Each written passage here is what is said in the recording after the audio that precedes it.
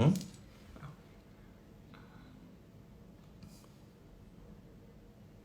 are you trying to do? I'm trying to enter in his name. You're trying to do what? Oh, he's sideways.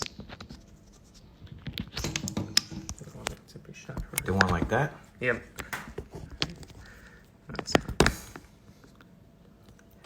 That doesn't look like it's in the thing.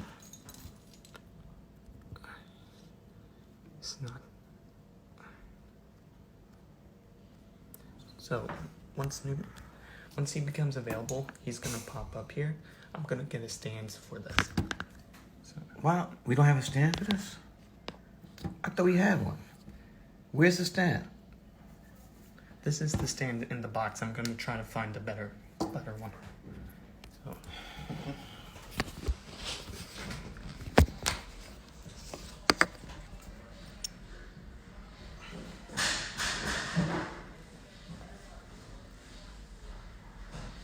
Why can't we have it the other way?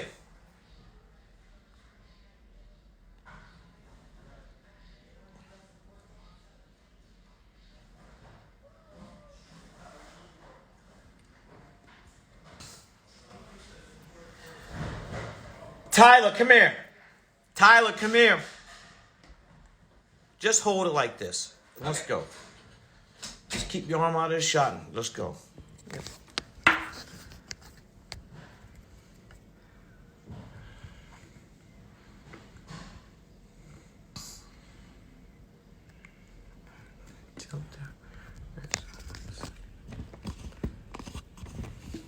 Here, just move it a little bit. Like that. Move your hand, move your hand. You gotta hold it from behind. Just like that. People can hear you. People can hear you right now. Hey, hey, hey! They're gonna tell me once he's ready, then we'll type in his name and he'll join the call. Hello, hello!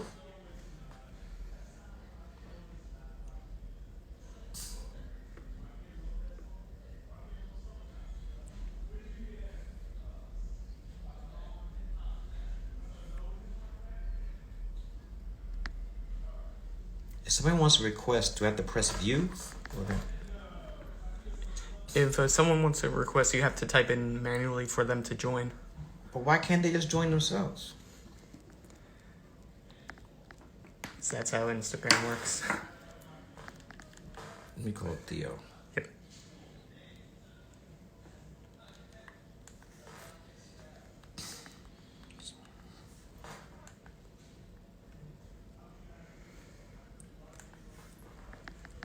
It said he just went live.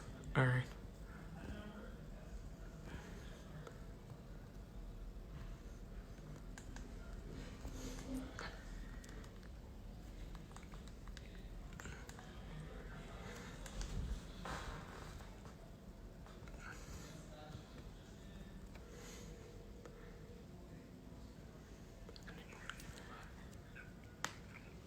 So Theo, what are we doing here?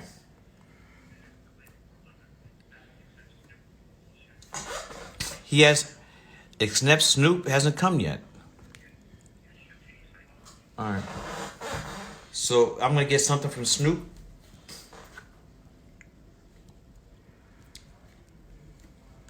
So waiting on Snoop, right? Waiting for his request, yes. Or if he pops up in the viewers, you can manually request it.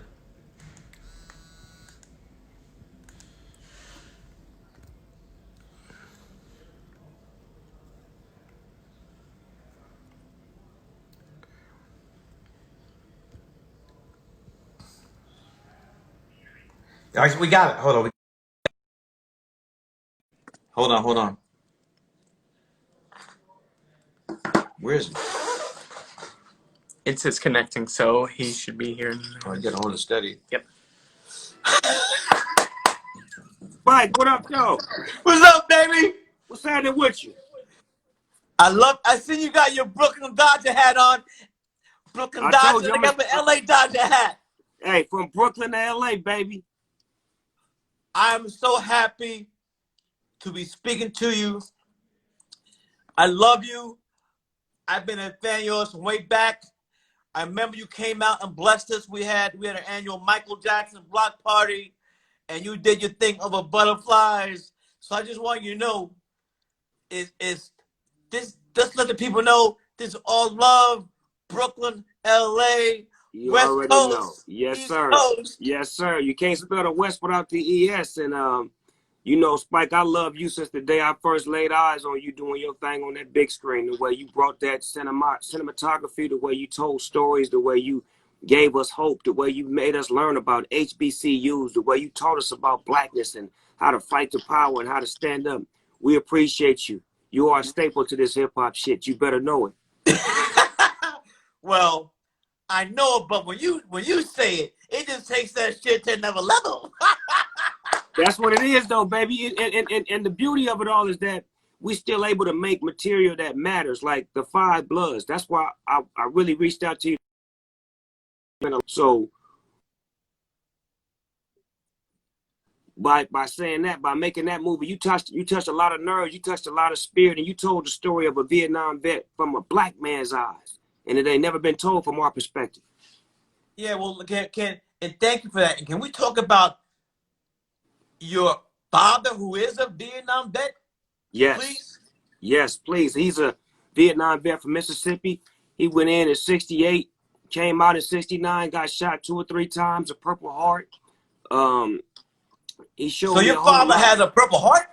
Yeah, he got shot a couple of times over there. You know, you had to, you know, it was you was on the main line out there if you was a black man. Just like you broadcast in your movie how you showed how the blacks was up front. That's how it was. They sent our black asses to the front line. Right, to go test everything out, make sure there ain't no landmines, make sure everything is cool. So my father was one of those, you know, leaders that was in front of everybody. So he definitely was. He was on the point, right? Exactly. So what he said, he want to meet you one day. So I love for you and him to meet so y'all can He's chop in it up. Atlanta, right? Yes, sir.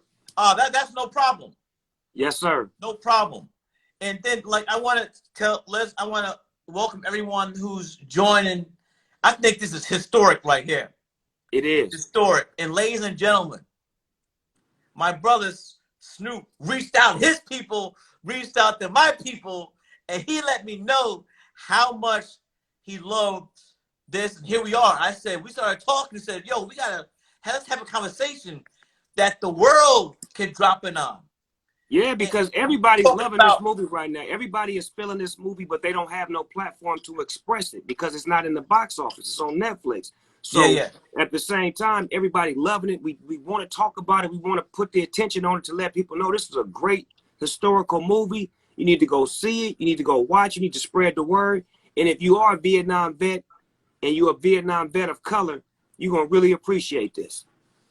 Thank you. Thank you. And another thing is that, my brother, everybody makes plans. The original plan was for me to be the first black president of the Cannes Film Festival. Wow. And the very first ever. And the Five Bloods is going to debut. It's the world premiere of the Five Bloods is going to be in the festival out of competition. The world changed. And Snoop, you know what I'm talking about because you're a great artist. Sometimes we do shit, we don't even know where it fucking came from. Right. Because that's not us. We put, Snoop, you know what I'm talking about. Right. Where we put ourselves morally and spiritually in a place that we can accept the gifts. Yes, sir. That comes into us, and we be writing shit or doing shit like, you're like, damn, where the fuck did that come from? It's the spirit of God using you. Using you. Yeah, but you know it too. But the thing about it is that if you're living foul and doing some fucked up shit, you ain't gonna be blessed like that. Nah. You ain't gonna get that blessing. Nah. So many films, Snoop, have happened with this film. Like, I never knew. I even heard of motherfucking Corona. I mean, I did not, maybe some scientists knew, but I did not know about that 19. Me neither. That Corona, that this film will come out at the same time that people are marching all over the world screaming Black Lives Matter? Snoop, I've been doing a lot of press for the film. Yes, sir. And a lot of people like saying, like Spike, that Black Lives Matter scene at the end of the movie, you saw it was happening and the film was locked and it was done and you ran out there and did that shit again. No. That was the first motherfucking scene we shot. Now.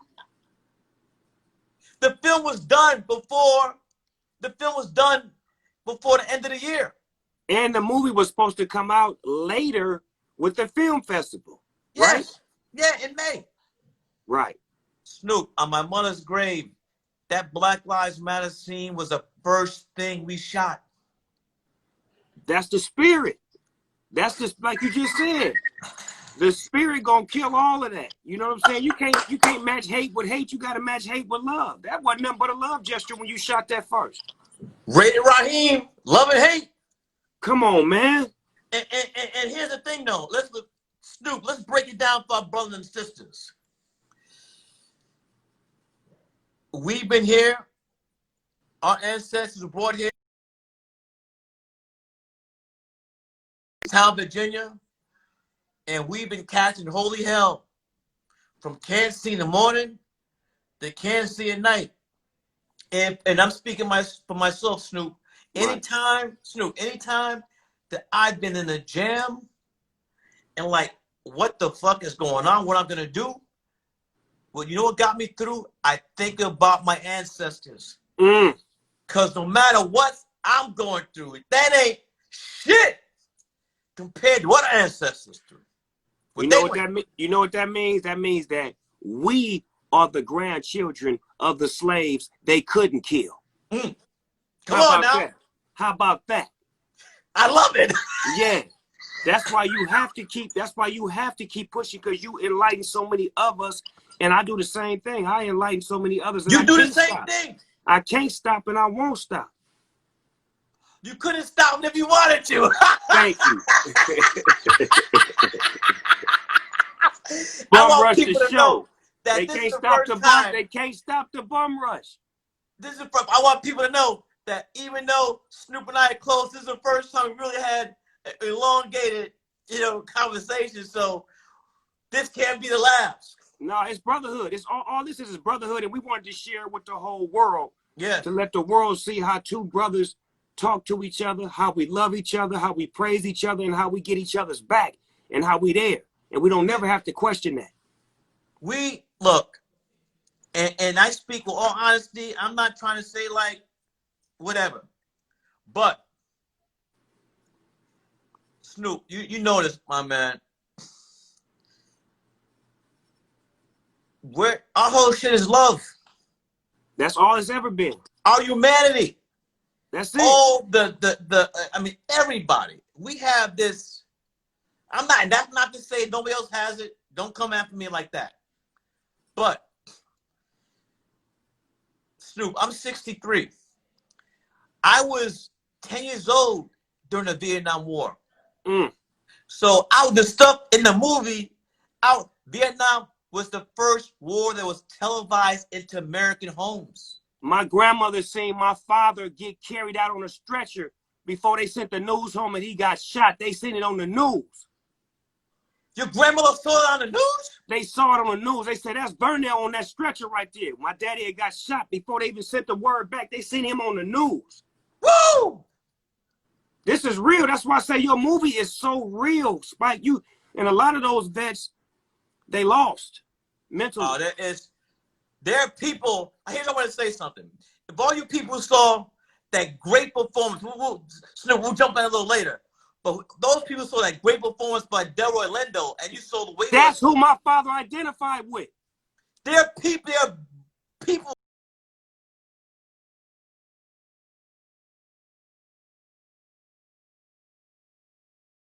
The most, and then I said, Pops. What about the lead character, the one, the Black Panther that played? He said that was me. I had their lives in my hand. They follow my lead. So hold up. So your father was the Black Panther. the beauty is, Spike? So your father was Stormin' Norman, huh? No, watch this. One of his friends that got wounded with him found him on Facebook, and they reunited. And guess what? The man is white. And they best of friends. Yeah. That shows you how that war was trying to segregate us, but we came together. Yeah. Snoop, let me ask you a question. What is your opinion of what's happening? Snoop, here's the question. The world according to Snoop Dogg, where are we right now? Break it down, baby, break it down. We're in a world where we finally got a president to really speak the way America's been treating us for so many years. He's the actual voice of America that's been treating us like this for 400 years. And he woke up a lot of people. He woke up the good, the bad, and the ugly to where now we feel like we got to get his ass out of office. Everybody wants him off. Everybody wants him out of office. Agent Orange gotta go. He gotta be gone. Bye-bye. See you later. It's time for a new regime to show love and to spread love, because America's crying out now. It's different when America cries back at you, because that cry is loud. It's heard around the whole globe, and now it's in Paris. It's in London. It's in Japan. It's spreading, because one thing about this black culture is contagious. And once you get next to it, you gotta have it. You know what? You got me high. I'm not even smoking. That's on the house, baby. That's from me to you. Oh, you know what? You must be smoking some very strong shit if you're in LA and I'm in Brooklyn and I'm getting high. Yeah, that's that cyber smoke, baby. And I don't even smoke. I got you. So, Spike, I got a question. What makes you make the kind of movies that you make that touch that spirit? What drives you to make those kind of movies? Snoop, my mother. For real? My dear mother. If you saw Crooklyn, Alfie Woodard played my mother, and Delroy Lindo played my father. Is that the perfect depiction of them? Yes. My father hated Hollywood movies. My mother loved movies. So since I was the eldest, I was my mother's movie date. Wow. So even though I, at a young age, I liked movies, but it wasn't until I got to college I thought about being a filmmaker. Right. And another thing I like to say, because right now, you mentioned historic black colleges. My father went to Morehouse. Oh, so it's in your genes. Yeah. When my father was a freshman, Dr. Martin Luther King was a senior. Oh, wow. The same campus? Yeah. Martin Luther King III and I are classmates. The class of 79. That's bloodline right there. The reason why Edwin Moses is in the film, besides being the world's greatest hurdler, he's a Morehouse man. He was a year ahead of me. Class of 78. I love how you did that, how you gave Crispus Attucks some. Yeah. Because I know about him through church. In church, they taught us about Crispus Attucks. I didn't learn about him in school. I learned about him in church. We should do plays based on black historians. Yeah. And you could pick who you wanted. And I picked Crispus Attucks once upon a time. So that was so dope that you did that. And it not surprised me you would pick Crispus Attucks. I like what he stood for. He was gangster. And how old you then? I was like 9 years old. You were bringing it 9 years. Now you were bringing it coming out the womb. Come on, man. I had great teachers. I mean, my mother took me to 70s black exploitations movies. So I was with her to see all of the movies that were created in the beginning. So watching black filmmakers and watching the black superhero live and win at the end of the day. That's what made me want to win at the end of the day and want to live. Because before that, all black characters would die in movies. They would die first or they would never make it to the end. Especially in a horror film. They always die first. As soon as you see a nigga in there, you know if there's a horror film and there's one black guy, he ain't gonna make it. Dying first. He ain't gonna make it. But to finish my thing, my grandfather went to Morehouse. Wow. And then my mother went to Spelman, Mm. and my grandmother went to Spelman. So for those who don't know, these are two great historically black colleges that are across the street from each other in Atlanta, Georgia. Went full of women and men that are intelligent that become the next future black whatever. Yeah. So my grandmother, I said this, so people, if you heard this story before, I apologize. My grandma was an art teacher, and she taught in Macon, Georgia, home of Little Richard, Right. and Atlanta, Georgia. And for 50 years, my grandmother never had one white student because of the Jim Crow laws. What? Segregation. And for 50 years, white students messed up on a great, great art teacher. Mm. For 50 years, my grandmother, whose grandmother was a slave, saved her Social Security checks for her grandchildren's education. Oh my God. Since I was the firstborn, first grandchild, You got it all. You got it all. I first did. So my grandmother put me through Morehouse, put me through NYU Film School, and gave me the seed money for she's gonna have it, because she just, for 50 years you put shit in a thing and the money grows. Right. So think about it. My grandmother's grandmother was A slave. a slave, but she graduated college. Second generation. So we all have, I'm not the only one. We all have history. Shout out to the grandmothers. Shout out to the grandmother. There's nothing like a grandmother's hand.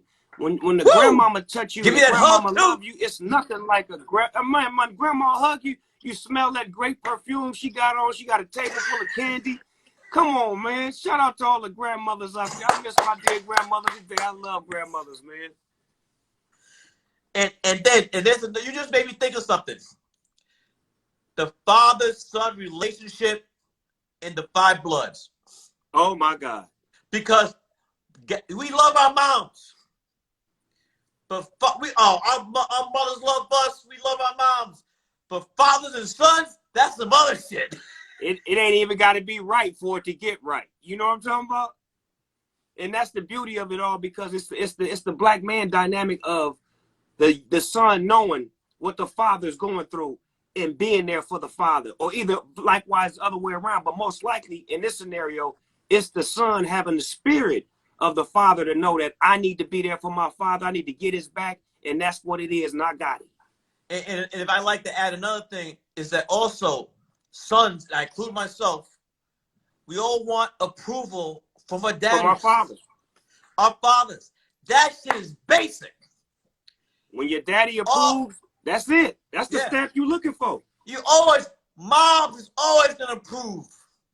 You don't have to worry about that. That's now easy. Your daddy. It takes a lot. It takes a lot to get dad on your side, because dad went remember so much. In what is it? Kings of Comedy. Cedric said he was talking about somebody's curls. They're like, just a little bit. That's father and son's like. Yeah, it's just like that. A fine kernel relationship. I love that. How's your relationship between, a personal question, how's your relationship between you and your father growing up? Now, growing up, my mother had a husband, so my father wasn't there as much. So we would see each other from time to time, where it would be set up visits for me to go see him. But when I got 13 years old, my mother sent me to Mississippi to spend the summer with my father. And then when I was 14 Can I ask you a question? Go ahead. Was it hot? It was hot in the summer, bitch, out there. Mosquitoes. I rode a horse for the first time, went fishing. I learned all kind of shit that I didn't know nothing about, because I was a city boy that went back to the country. Where in Mississippi? Magnolia, Mississippi. Woo! Deep in the South. You hear me? Clan, right? Yeah, you better know it. My father was doing landscaping work for some of the biggest, people in the city, and they all was white, rich, with big houses, and it looked like plantation houses. But his father was the landscaper that passed the business on to him when he passed away. And he was dealing with all of the big fishes in town. And his mother was the first generation slave that was released. So my grandmother was the first generation of slaves that was free. We're hitting with history today, huh? Yeah, we getting that real black history. That's why we built like we built, because our bloodline, it's not me, it's my grandfather who was a great, you know, person that was able to get a job and be a landscaper that was doing all the yards in the 40s and the 50s, and white folks respected him and appreciated him. So when it got to my turn, it's a bloodline full of we not gonna stop and we gonna get to the top. We got no choice, right? That's it. Got no choice. You really don't. Let me talk, Snoop. I'm gonna be very honest with you. I did a film called Chirac, and those people in Chicago were killing me. And all the film was trying to do was to put light on why are we killing each other. Right. Spike, you ain't from Chicago. You ain't killed nobody. You ain't no gangster. You ain't from the hood. I mean, I did out of love. This stuff where we're shooting each other, that shit gotta be squashed, man. You know what somebody told me about black people? And I had to believe it, and it hurt my feelings, but it's a fact. We forgive everybody but ourselves. Do you know Say it again. As black people, we can forgive everybody but our own people. We need to start working on forgiving our own people and being better with ourselves, because as soon as somebody do something wrong to us that's not us, we quick and say, oh, we accept his apology. It's okay. But when we do it, man, fuck that nigga. I ain't fucking with that nigga. He did this and did that. We got to lose that mentality. That's that lynch mentality that they put in us that we have to get rid of and learn how to think for ourselves and say, if I'm going to be forgiving and loving and caring and acceptance of all, I got to be like that with my people as well. And did we not see that when Stormer Norman forgives Paul? That's the key to the movie. It was an accident. I forgive you. That's the key to the movie. And he laughed and he smiled when he hugged him. He said, you got me, but I forgive you. And that love, I cried on that scene, Spice. Me too, baby. I cried on that scene. And I cried while I was shooting it. It hit me. I cried because he accepted the fact that it's an accident, brother. This what happens in war. Let that go. Take that burden off your back. Now breathe again. Now you can live. And you know what? At that moment, he's a free man. Yes. Even though he gets killed the next that scene, don't matter. They make him dig his own ditch. He's free. Anyway. Stormer Norman has said those demons, all that stuff, let it go. He hugged them, and all that stuff was out of here, like Terrence Water. Right. That was a beautiful. Hey, that was a beautiful. He was free. Scene. He was a free man, free of all the demons and all this trauma that comes from war. He was free. Right. That's a fact, because the effects of the war is mental more than physical. It's mental more than physical, because some of these men were 19, 20 years old. They had never killed nobody, and to go kill 50, 60, 70 people, and then to lose people that you're riding with, the day that you ride with them, you losing close friends, you're watching the trauma going back home in America where white people still treating us wrong. They killed Martin Luther King. We over here fighting for something that's not ours. The Vietnamese is telling us it's not your war. It's a lot of dilemma that we had to deal with on that mental. That's why when I was born in 71. My daddy went through all this in 68, 69. So imagine what I was going to be when he went through that and I came through that. And you know what that reminds me of? A new field that people really are starting to study. Post-slavery stress syndrome. That's a new one? All this crazy shit we're doing is trauma from slavery. That's legit new studies. I agree with you. That we are still dealing with. You know, slavery ain't that long ago. When you look at shit on the world history, that's just like yesterday. We're still dealing with it. Right, and then the effects of slavery was genetic. Like when you go into that mind, that becomes genetics, and then you start training that mind, and you putting that fear, and it's like it trained us. But you got a lot of minds that were strong back then. That's why I say we are the ones who they couldn't kill, the ones that we couldn't brainwash. It was some that was strong like us back then. We just got to push forward and let that be the objective and not be the subjective. Let's talk about Rodney King. And here's the word. I'm not saying riots. Uprising. Uprising. Can you talk about that? Because I'm watching CNN and people like acting like this shit's never happened before. Oh, I mean, this is repeated history. It was before us. It happened in Watts. It happened in Detroit before I was even born. But when it got to my era in '92, we had witnessed Rodney King get beat by several police officers, and then they got charged finally. Then when they go to court in a city called Simi Valley, which is 100% white, with all of their peers, and they get found not guilty. So naturally, the people rebel by saying, if they not guilty and they above the law, it's time for us to be above the law. So we protested for a different reason. It wasn't about Black Lives Matter. It was about us trying to be on the same level as the law, because we felt like the law was lawless. And if they do a crime on camera, they still not going to be convicted. So we was like, you know, we might as well do what they doing. And we had no understanding or direction. We just knew that we had the spirit of, we want to tear up some shit. And once we got together, it formulated the Bloods and the Crips and the Latinos and all of the street soldiers. I don't call them gang members. All of the street soldiers got together and unified and connected, and it created a peace treaty. It created conversation and dialogue from street soldiers that had been shooting each other for years. Now they could parlay and converse and have meetings and dialogue and become brothers. And from that, from '92 to now, look at the rap game. Look how many Bloods and Crips together and not killing each other based off of that movement. And watching, you know, CNN and whatnot, LA looks beautiful. Black, white, brown. LA is represented to the fullest, because we've been there, and their pain is our pain, and our pain is their pain. It's not about color. It's not about race. It's about the human race. It's about us in general feeling that sympathy, that compassion, that spirit that you got, that God gave all of us. When you see somebody wrong, you feel bad about it. When you saw this footage that everybody's seen it again and again and again of our Black sisters and brothers just being, it was like this shit's on a loop.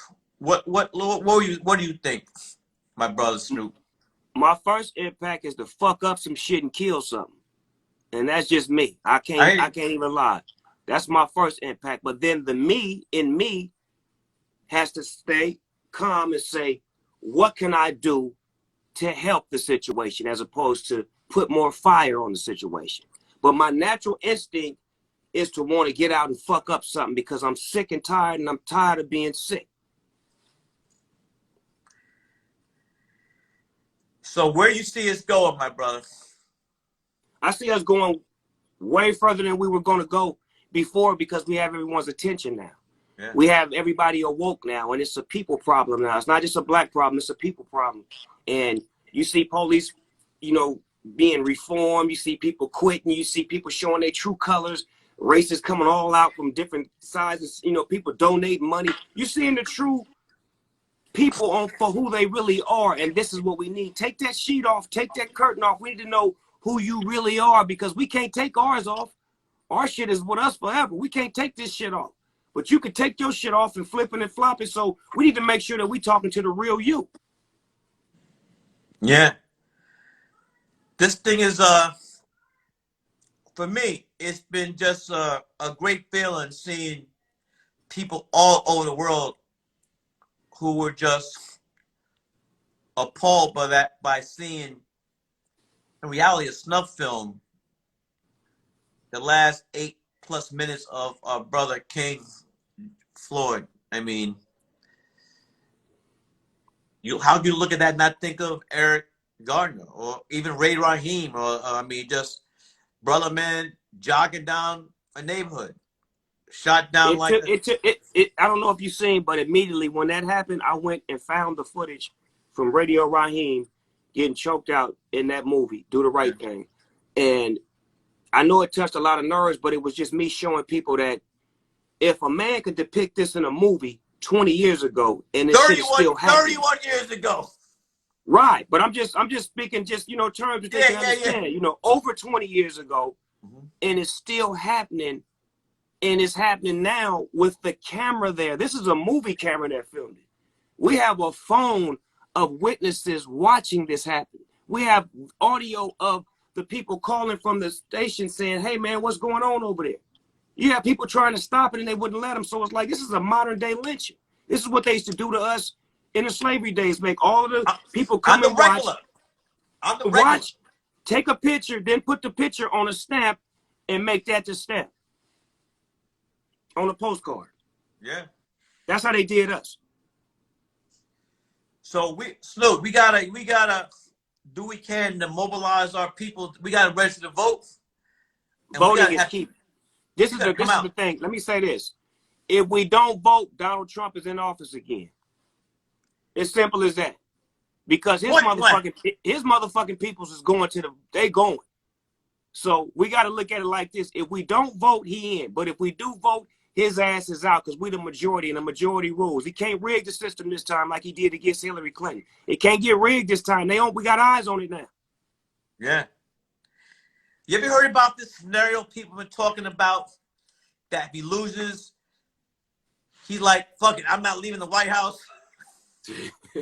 He gonna be like that nigga you gotta go evict. He don't want to get out. The landlord gotta go evict him. Well, who's gonna be the landlord? The Secret Service? Well, let me tell you this. He losing his grip right now. He got people that's high in the military speaking negative on him. And military don't speak negative on nobody. They don't speak. The generals don't have nothing to say about presidents in office because that's just rule and regulation. But when he done what he done, his book's coming out too. He got a book that just came out that somebody wrote. His niece writing a book. He got it's all kind of, his world is closing in. Then he gonna say yesterday, Colin Kaepernick should be given a job. You don't shut the fuck up. We don't want to hear that shit, motherfucker. You was not with Colin Kaepernick. All the black players, NBA sons of a bitches. Straight up. So we don't want, your apology is non-void when it comes to Colin Kaepernick and the NFL. Shut the fuck up and go watch golf or some shit because the NFL ain't for you. And the NFL finna get their shit right because they out of pocket for blackballing Colin Kaepernick. Them fucking owners need to get off their ass and start giving some fucking black people opportunity to be more coaches, general managers, before we shut y'all motherfucking asses down. Because I say to the players in the league, in the world right now, I would be like, fuck that. I ain't doing shit till you motherfuckers give us what we want. We want the same deal baseball get. Baseball get a fucking guaranteed contract. Well, our shit is not guaranteed. We need that same shit the baseball players get. Nobody even watch baseball and the NBA like that. Too. NFL, NBA need guaranteed contracts, point blank. Yeah. We need owners, we need general managers, and we need fucking coaches. If y'all don't want to let us play on y'all field, fuck y'all, we won't play. It's hurting their pockets more than it's hurting ours. People got to know and understand that it's not going to hurt us as much as it hurts them. They need it. That's why they're trying to make everybody go to fucking Orlando and go to one location and play so they can try to suck all the money up. But the players getting smart. Now they talking back. All the players like, I don't want to go. I don't want to go either. Now it's starting to be rebellion.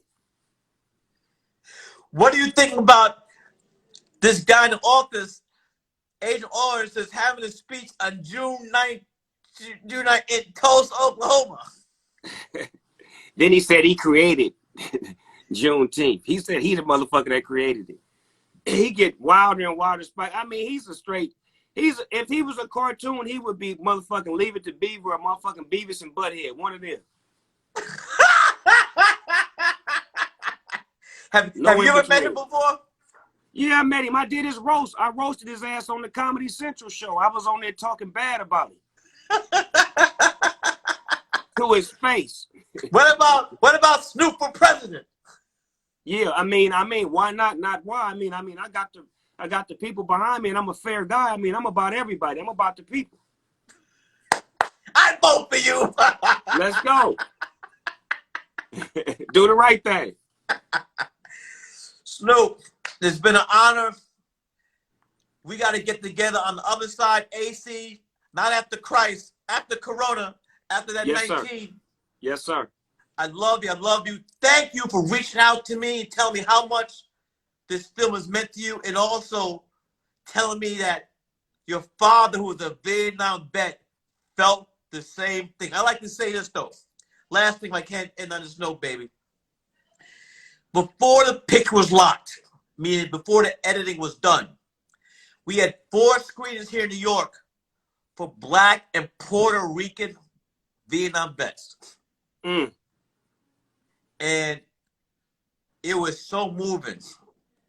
Guys were crying, laughing, ducking, jumping out of their chairs, the whole gamut of human emotion. Wow. Even sometimes these vets, especially the ones who had the most trauma, they had to get up out of the theater and compose themselves for several minutes. Then they came back. After each screen, each of the 4 screens, we had like an open session where everybody was talking about their own story, their own narrative in Vietnam. Right. And I just shut the fuck up and listened.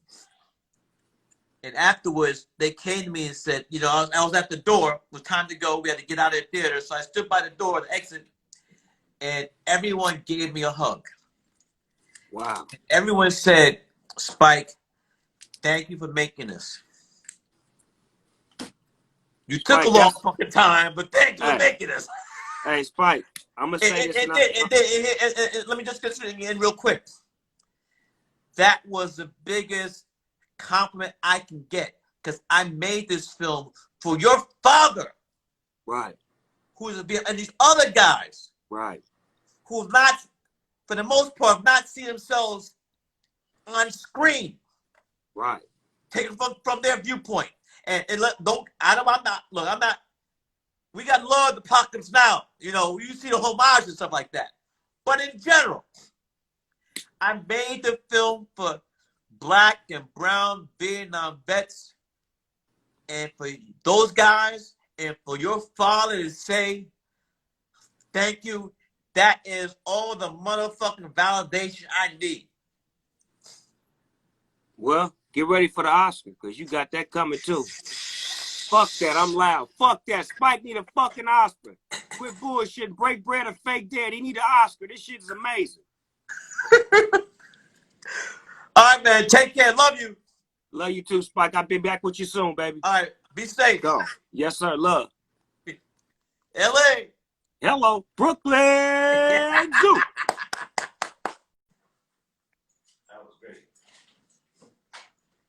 Woo, me and Snoop putting it down.